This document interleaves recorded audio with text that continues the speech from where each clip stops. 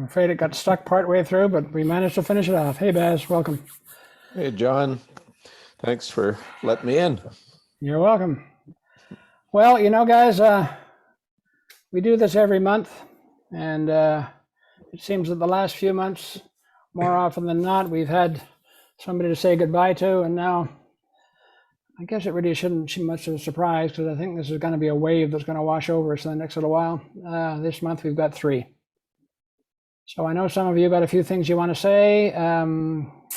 Go for it. Tell us your stories.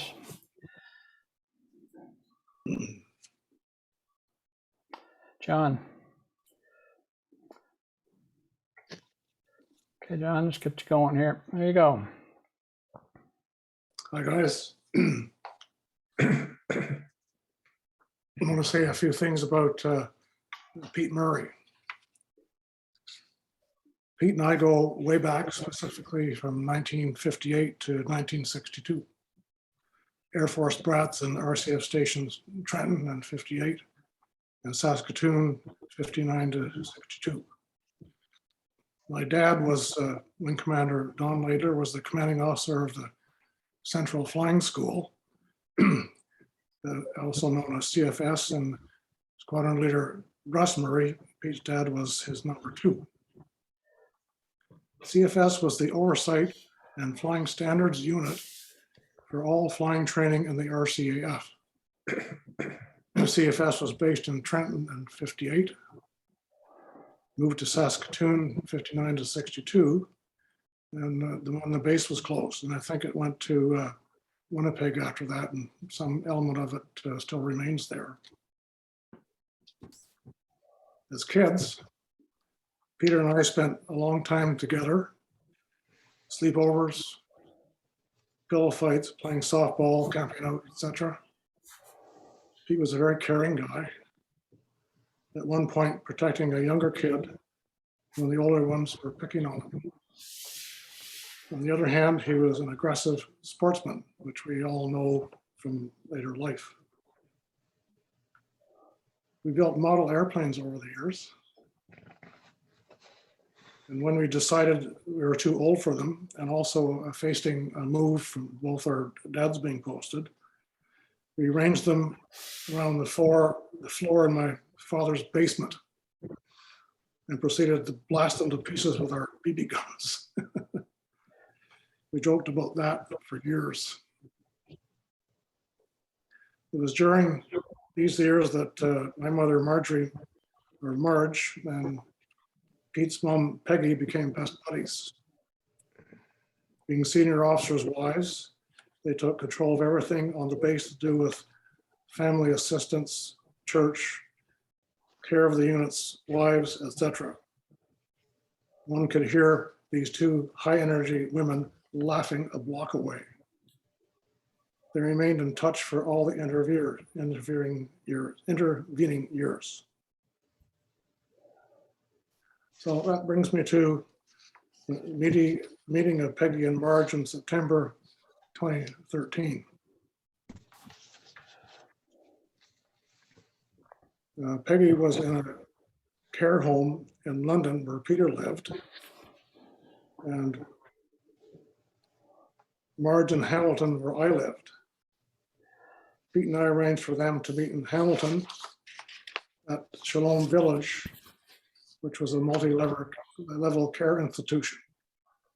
My father had been in full care in Shalom until his passing in 2012. So, but before that,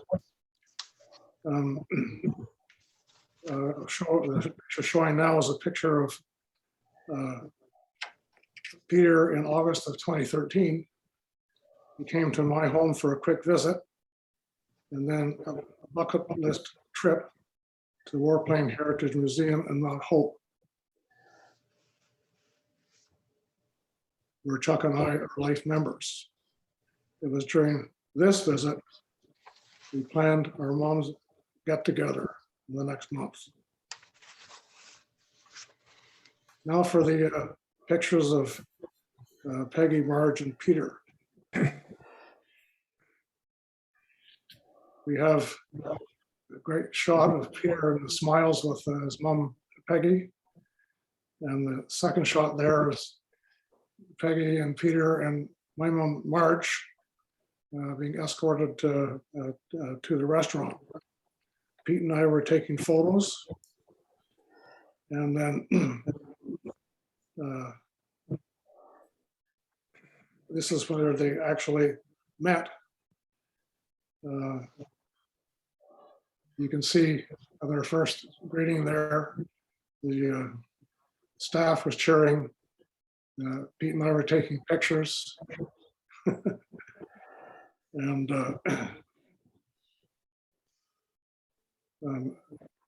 Marg and Peggy were toasting the first of many wines. There was Peter sitting to the right. Chuck wasn't there at the time because he was undergoing a minor medical procedure. Last time I met Peter was at our 2015 reunion. We sat beside each other and traded life stories while waiting for the badging ceremony. So, conclusion, as I said before, I remember Peter's easygoing yet curious outlook on life. At the same time, passionate and compassionate. He loved his many friends and was always there for them in troubling times. Joie de vivre was enduring and infectious. He'll be sorely missed. Rest in peace, dear friend.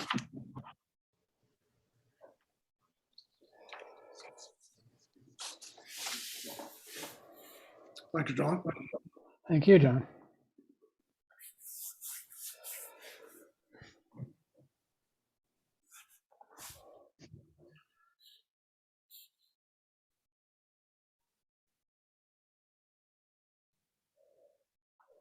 Somebody must have a DY Vachon story.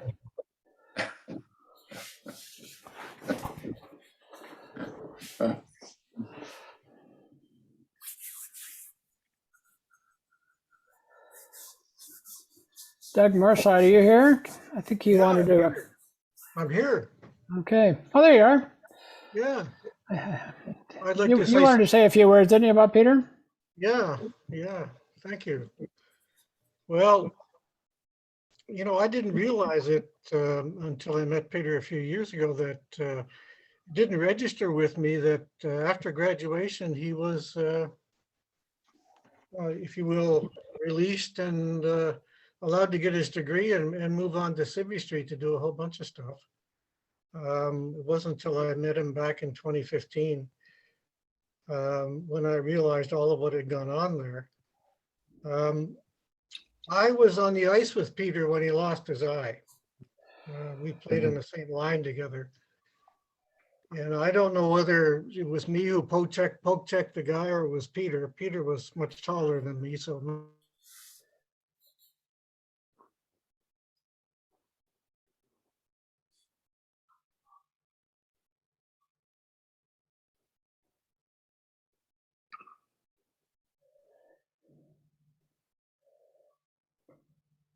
about that a few years when we met, but we hooked up on the 50th. My wife wasn't going to the reunion, so I got rooms for us in the officers' mess at CFB Kingston. So we spent pretty much the whole weekend together. One of the funniest guys I have ever met. A sense of humor like I can't describe. He could have made millions of dollars in stand-up, much funnier than Seinfeld, as far as I was concerned. But back in January of this year, he sent me an email. We exchanged since then, 2015. We exchanged, I don't know, a couple of hundred emails, and it was great hooking up. But he sent me a picture of the car I bought in the last year at RMC. It was an emerald green Mustang Mach 1. And, this is what he said. He said, I'm quoting his words here now. He sent this back to me. I always remember sitting in it and I felt like I was sitting in a jet fighter. is quite low down in the cockpit with a monstrous hood in front of me, ready to engage the enemy. That certainly was some car. Imagine the hands of that in a recent excited artillery officer. I guess he's talking about me. And I can hear the first command, fire, fire for effect. So he was quite a good friend. We really hooked up on the frigate when we moved to Kingston, and we used to enjoy our evening in the basement there playing ping pong, and for some reason he called it Knip Knop. But and that was just one of the first things he said to me when we got together there in 2015. Yeah, he acknowledged who the winner was, but we won't mention that. I was really quite surprised to hear about his career. I mean, transportation industry, oil industry, medical field, and quite surprised to hear that it wasn't until lately he was really getting his eye operated upon. And I would have thought that at this stage of the game that we'd have all that figured out, but it was still bothering him at that time. So it's good to exchange all of that kind of information. And I mentioned him the evening Kai with the raisin bread and hot chocolate, and he said he went into shock when he thought about it. I mean, his sense of humor, he said to me, the old eye is coming along just fine. It's been a real good pupil. I just don't know. Sense of humor. First thing he said he was looking was, the old eye was looking for a puck. And he told him to keep his head down. So, I mean, it just never stopped. From one road to another, he said, don't eat the cheese, it's a trap. So I'll always remember that. I'm still kind of in shock because, in January, we were still exchanging those emails, and I'm still enjoying each other's company that way. Promised that we would get together in Toronto sometime soon, but because we both have family working there, but we never seem to make that happen. But when we hooked up, we found that we really had another connection, which was much much stronger than all the others. And as we were both, by this time in our lives, we were both evangelical Christians. So we had a lot to say to each other, a lot to talk about. We exchanged, he sent me DVDs and books, and we had long talks about all of what was going on in the world and the age that we were in, and all of these sorts of things. And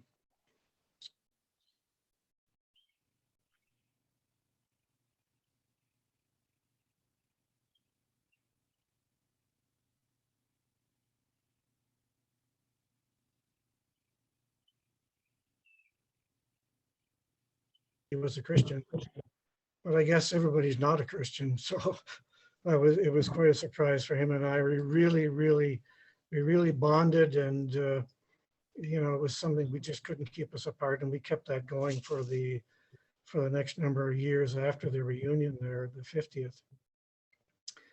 But there's one thing that I do know now,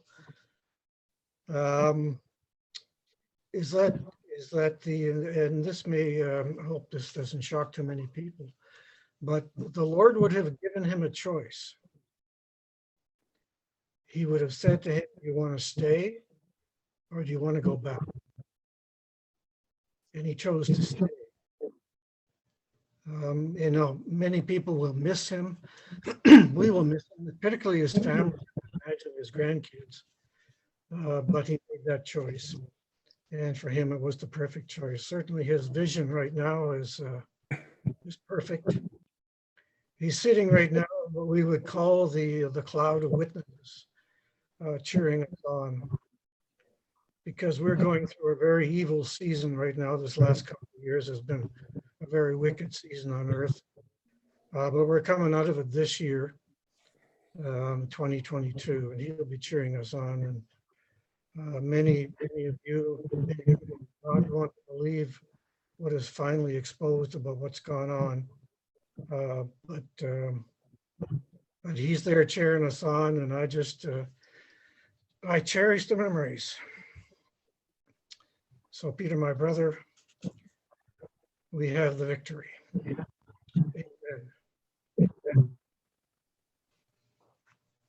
Thank you, John. Thank you, Doug. Doug, just so you know, we'll be probably recording this. We'll probably put it up on YouTube, but there were a couple of moments there where I think we lost your audio. So only a second or two, but just know that happened, unfortunately.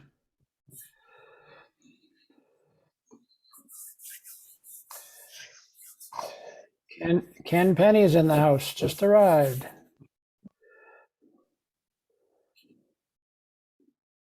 Does a real hand work, John?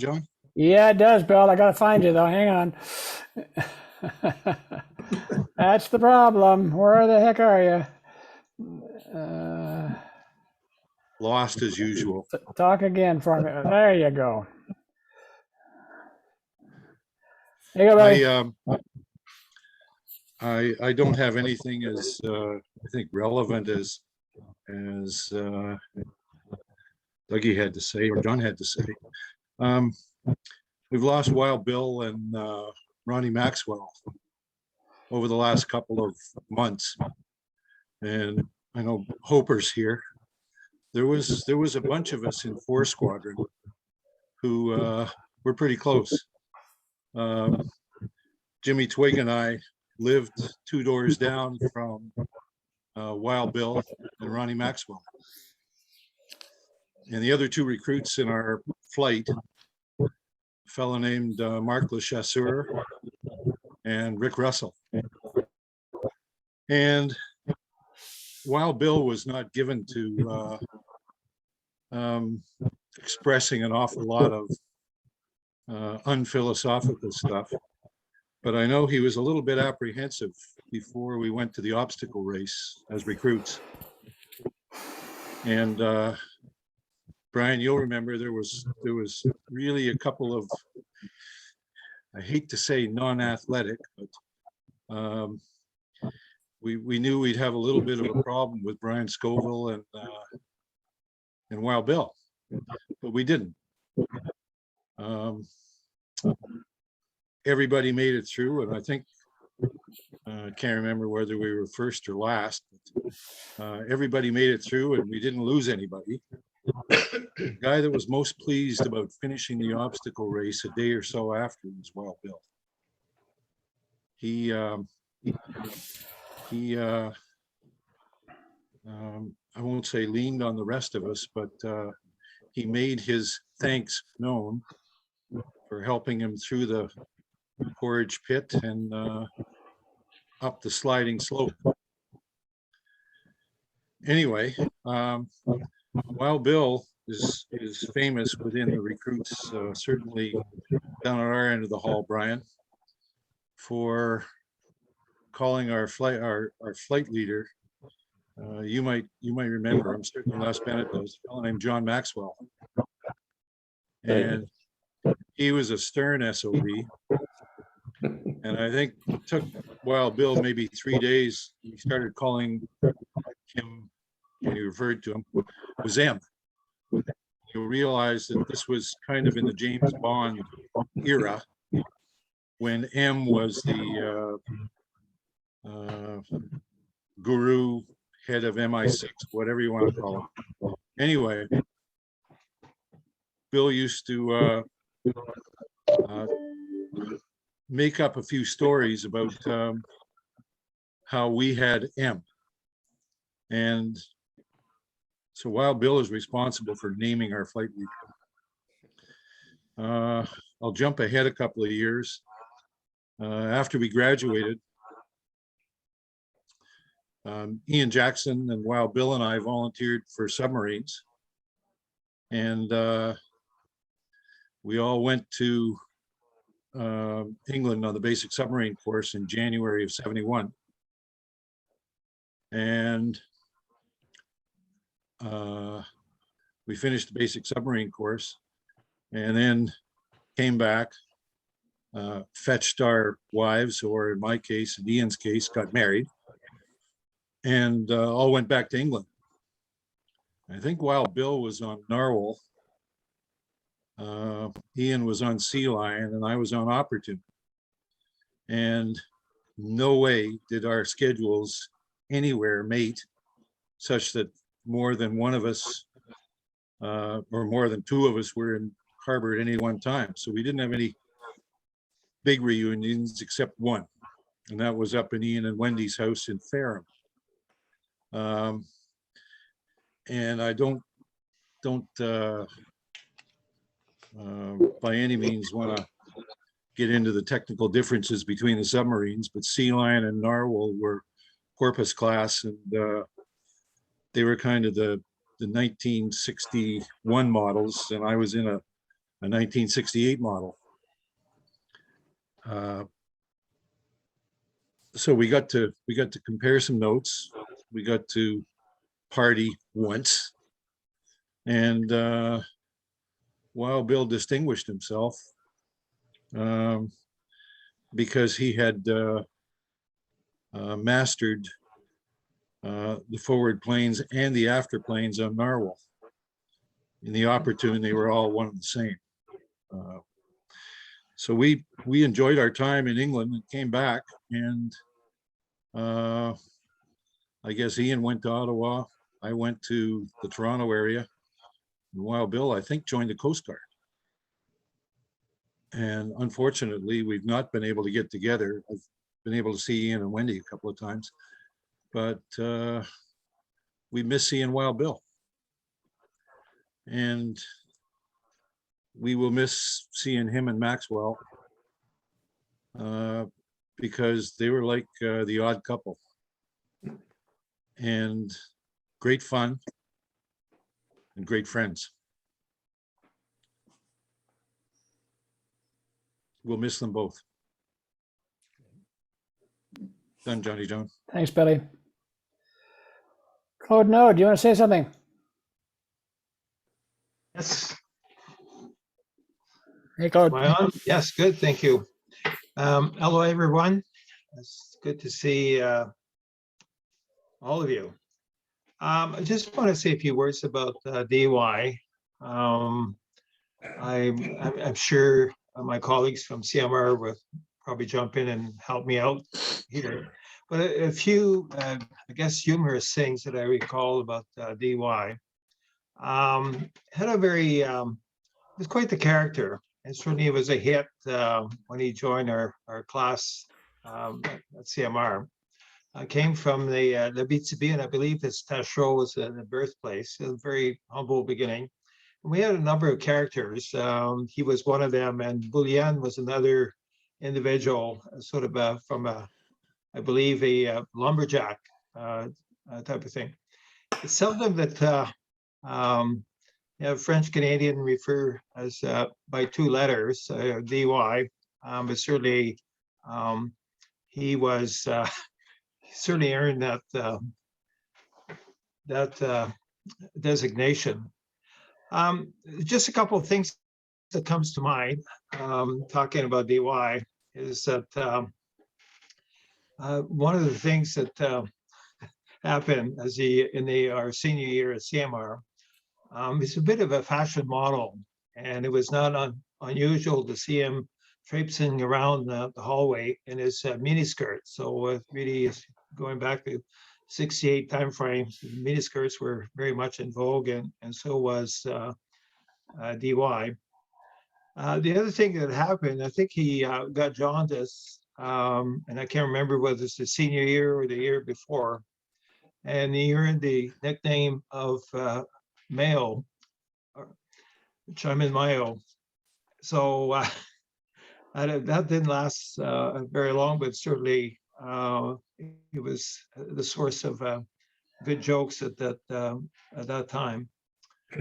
And for those that were at RMC, in the last 2 years, DY was one of the first one to buy a super car, the Super B, I believe it was a blue one, and certainly heard him occasionally burn tires on the road and the parking lot.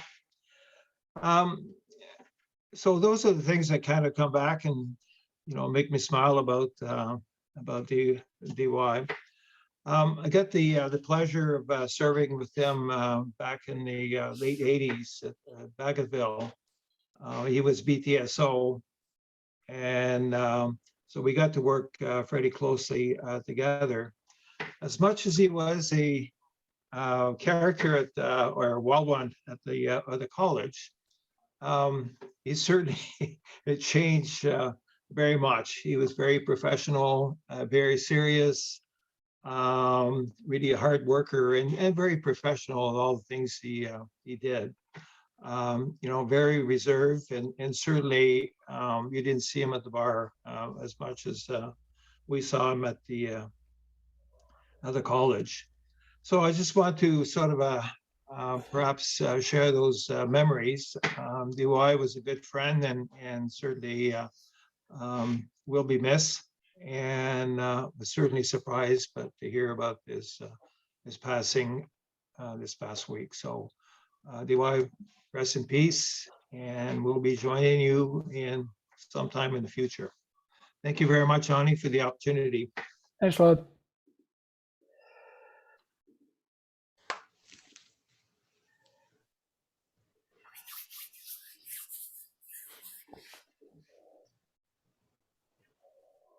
Anybody? Hey, John, Where are you? Who are you? it's me. Don Peterson? Guilty. All right, just a sec. There you go. Thank you, sir. Those two guys that we've already talked about, I didn't see them much between grad and the last reunion. But I really enjoyed at the college both of their company. Peter Murray was in the frigate along with me and Doug Moorside, and I cannot recall one time when he didn't have at least a smile on his face, and more often than not a shit-eating grin for some reason. And he was quick with a joke, always a good joke, and just an all-round really good guy. And DY, nobody didn't know DY. There was just something about him that he was just a character. He was a force. And yeah, the Super B was definitely blue, and it definitely needed new back tires often. But he was a real character. I suspected during that 2-year period at the college that I first knew him, that he must have had shares in Steve Amy's Lakeview Manor, because he would go there fairly frequently, and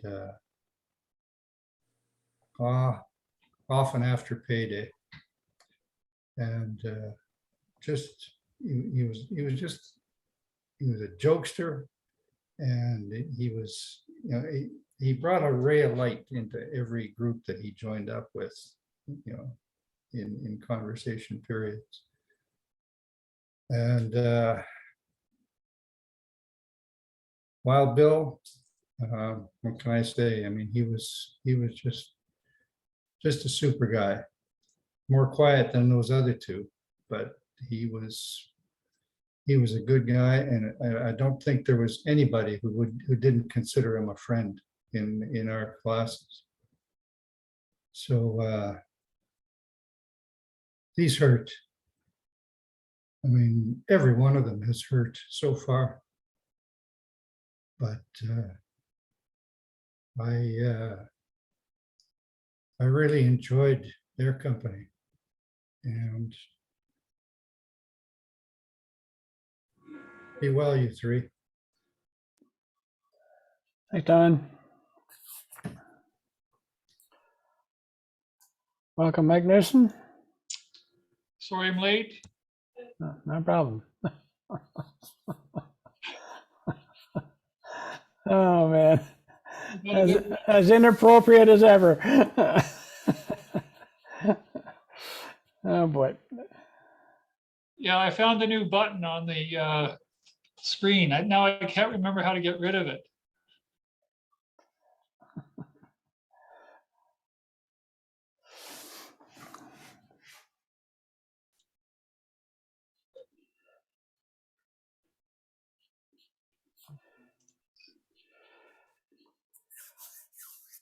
Okay, when I had my chance a little earlier, I was talking about the folio, and I kind of stubbed my toe thinking about what I wanted to say but didn't, which was that we've got some momentum back. There's a group of about 5 or 6 guys that got back to me in response to my request for help, and have started to shake the bushes and see if they can get in touch with some of you and or create their own stories about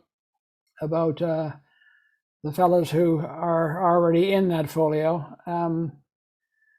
A couple of things come to mind about this. One is the one that was the impetus for me sending out the note that I did, which is it's really quite sad, and and too bad that there are some in there who hardly have anything said about them, and it's just a matter of happenstance. It's just that we weren't doing this back in the day when they passed. They have been gone some years, and so they were added, of course, to the folio. But then, as our buds leave us one at a time, then of course that generates its own momentum, and we have events like this. So the kinds of stories we're talking tonight about DY and Peter and Wild Bill are exactly what we want to put in there. So I'm hoping that by getting a few guys together, it'll get its own kind of inertia going and or momentum going, and they can talk amongst themselves, and we can get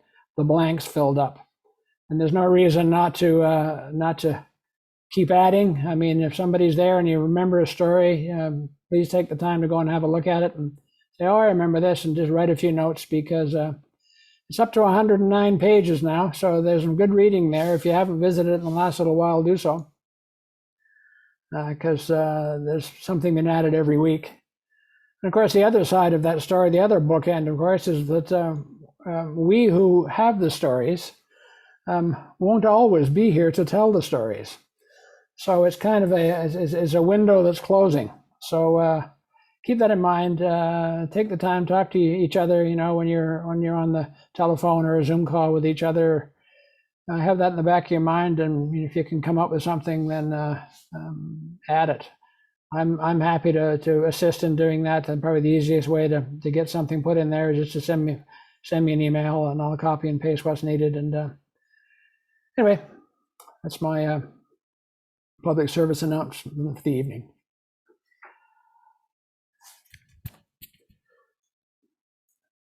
Okay.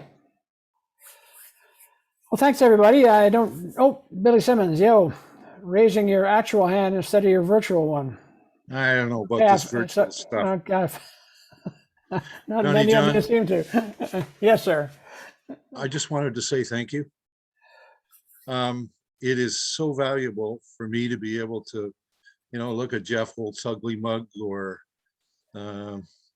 see you, see the moose, see Chris. I look forward to it every month, because all of us are on a little bit of a slippery slope. And so I just wanted to say thank you. You're very welcome. Thank you, Bill. And I've got some guys with their virtual hand up, which puts them right in the front of the line. Oh. So there you go. So Chris Ford, over to you, sir.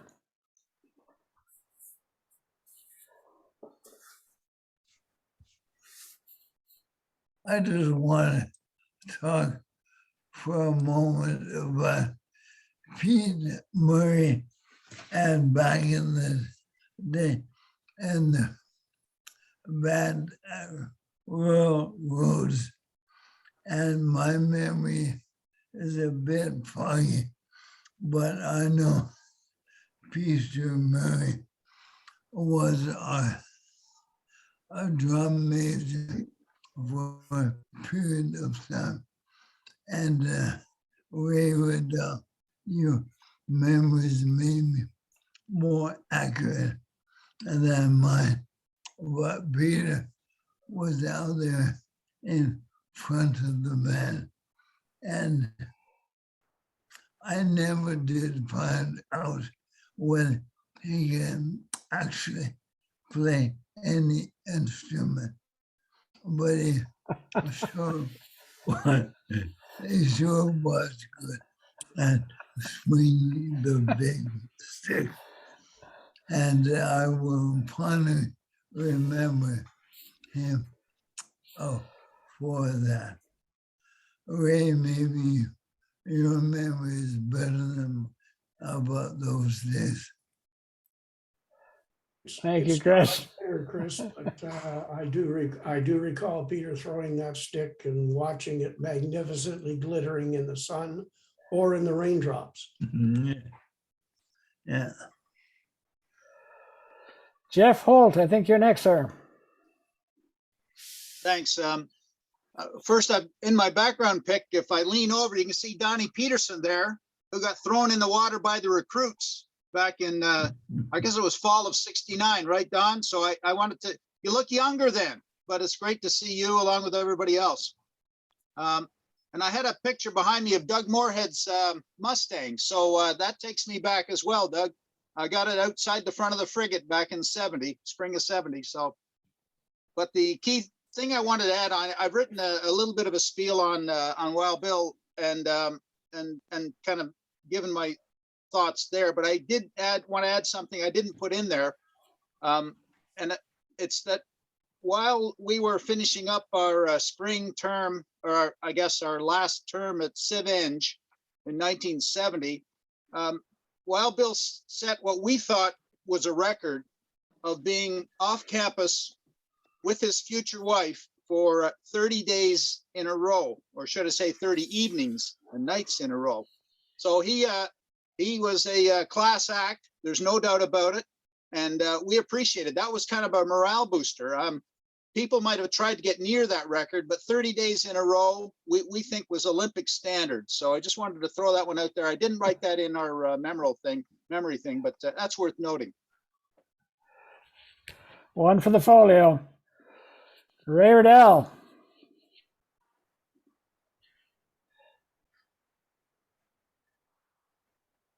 Oh, you're on mute.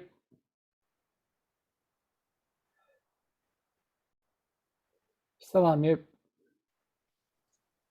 How about now? Now we got you. Okay, Jeff just hit on a really important point, I think, from my point of view. And, you know, the three guys that we're talking about now were relief valves. And I'm starting to realize how important they were to our sort of journey through that experience that we all shared. There was a lot of pressure on us, unbelievable pressure. That's why the numbers were, went from 400 down to 175. And each individual college had their own pressures, but we all arrived and we were all keen to, buckle down. And the guys were relentless on us. It was awful, but there were certain guys that were relief valves.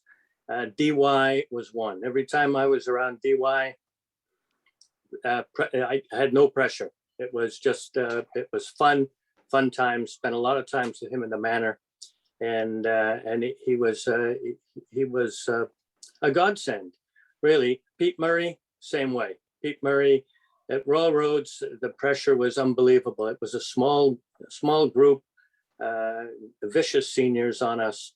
Pete Murray just smiled all the time, and every time you were with Pete, it was fine. It was you know, it made it realize that you really shouldn't take yourself too seriously. You should enjoy this. And you knew that he was just bubbling all the time. These guys were piling pressure on. And the same with Wild Bill. Wild Bill was, he had a guffaw. He had that funny little giggle. And he and I spent a lot of time together at Sevenge. And, you know, at some point they woke him up, and one of the profs made him go out and salute his Studebaker in like 20 below weather. And you know, he came back with a big smile on his face, and all the pressure, all the tension was relieved.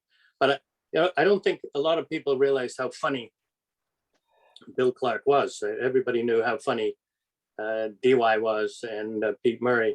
But you know, Bill Clark and I went to the Mediterranean on one summer with Dave Pelly, and Captain Gray put me in charge of the three of us, which was his first mistake. And so we trooped off to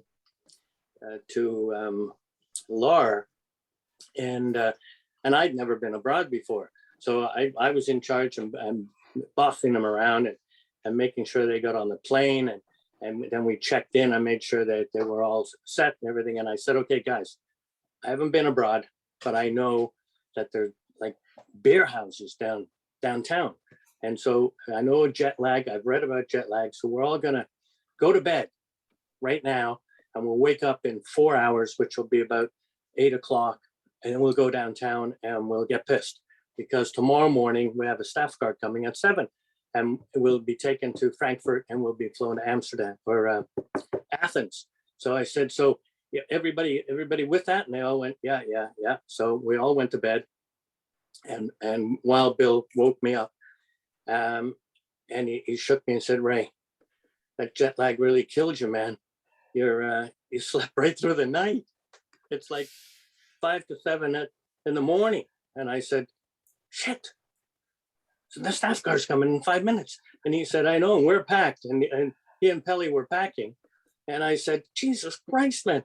And I jumped up and I ran out and ran over to reception. I said, we're checking out. Staff car's coming. The guy said, you just got here a couple hours ago. And I realized that dusk looks like dawn. And I went back to the cabin or the room, and Pelly and Wild Bill were on the floor killing themselves laughing. What they had done is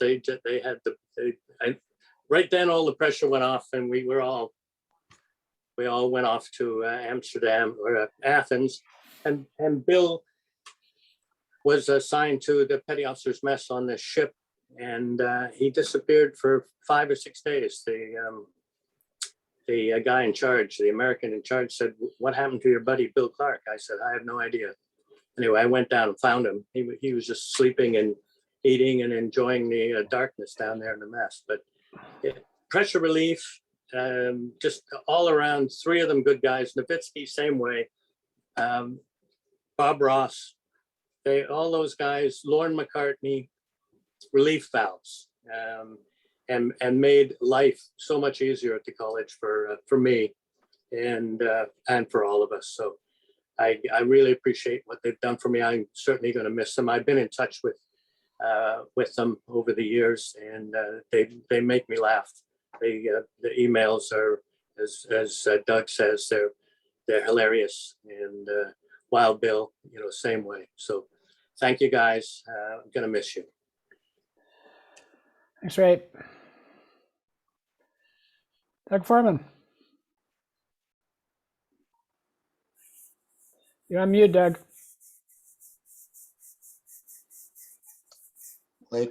Unmute myself. Yep. Yeah, I'm getting good. I forgot how to raise my hand virtually. I had it last time, but I forgot. But anyways, a bit late because it's rush hour, on the West Coast here, so a bit late. But coming on and seeing all the faces is really great. And what struck me is both what Jeff said and what Ray said. about the importance of various people as we went through our ordeals.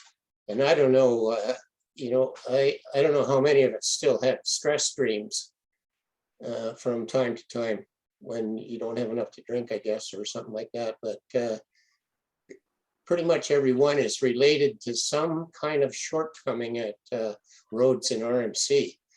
So, but the good thing is about it when it's a dream is you can recognize that and just wake up and it disappears. But very good point, Ray. And I look and I see the applied scientists in the crew here, of which DY and PR were. And I must admit, I've not seen Chris and Donnie and the Bat and Gung awake for so long sitting at a desk, I mean, unless it was at the Manor. I mean, we did have that kind of class stuff, and it was all fun, and we all chose different ways to relieve our stress, and we all made it, and we all had good lives, and we all contributed in our own way. And I'd just like to acknowledge these guys because we remember them well. Rest in peace, boys. Thanks, Doug. Speaking of Gung Jackson, over to you, sir. You're on mute. Unmute. There Got we it. go. I'm good. I'd like to echo what everybody said, that DY and Peter were really stress relievers. They were bright. They were humorous. There was never a dull moment, and particularly in Gen Sci. I mean, it was a joy to be with these guys, and gonna miss them. Rest in peace, guys. Thanks, Bob. Moose Newson.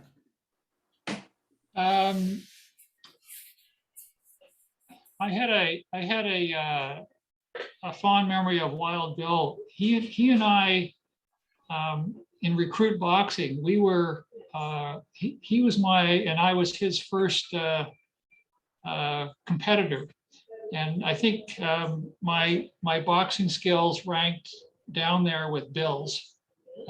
We were pretty pathetic, and I managed to eke out a narrow victory, only to get pummeled in my next match by Bear Brown. But I always remember Wild Bill from there. And DY, correct me if I'm wrong, was it DY that had that really hot Mustang? Was that, anyone remember what car did he have in fourth year? Super B. Yeah. Super B. Yeah, Super B, yeah. Is that a Mustang? No, it's a Charger. Oh, a Charger. Okay. Yeah. That was it. Okay, I knew it was a hot car, because if some of you may remember that I had a similar hot car. I had a 1957 Volkswagen Beetle. that some of you guys with all the big bucks coming in, the 4-year contracts, and rolling in dough and getting sucked into buying cars by all the banks and car dealerships out there. And when your cars were down, some of you I know borrowed the Volkswagen. Total embarrassment, disguising yourself with your dates. But anyway, that's my recollection of DY and Wild Bill. As far as Pete goes, he and I had a similar background. We're both military brats, and I actually think our dads knew each other, but I didn't have a lot of contact with Bob or with Pete afterwards. But anyway, I think maybe you missed the beginning, Mike, and John Laidler was talking about that, and how John Laidler's dad and Pete's dad were both senior Air Force officers, and your dad, of course, was as well. And so John Laidler and Peter go back to public school together. Wow. For that reason. I don't know if John Laidler's still here or not. Yeah, you are. Okay, I don't see any more hands up except Bob's and Doug's, but they've already spoken their piece. You guys don't want to say anything more, do you? Gung and Dougie, Foreman? Yeah, check Brian Hope. He's got his hand up. Oh. Okay, I gotta find you then, Brian. Hang on. As I say, you jump to the front of the queue if you do the virtual Brian, you thing. gotta unmute yourself and start talking, then it'll Okay, there you go. I'll do that. Okay, we got you. Okay, yeah, I just want to thank Bill Simmons for the remarks he made about the first year with Wild and also and his roommate Ron Maxwell that Ron and I kind of renewed friendship some months ago. I think I talked about that at one of these sessions, and but we spent quite a bit of time. And we'd seen each other a few times here in Kingston and at curling events, which Ron just loved to go to. We spent quite a bit of time talking about first year and about Wild, his roommate, and just the great times. And we certainly spent some time talking about getting together at the next reunion, and now they're of course both gone, and it's just but it was great to hear the remarks that Bill's memories from things that had gone on and first year, and which were certainly I felt very good to hear those remarks. Brought back great memories for myself as well. So anyway, I just wanted to pass that on, and I certainly appreciated all the remarks that that others have made about the other folks too. But anyway, thanks very much. Thanks, Brian. Okay, fellas.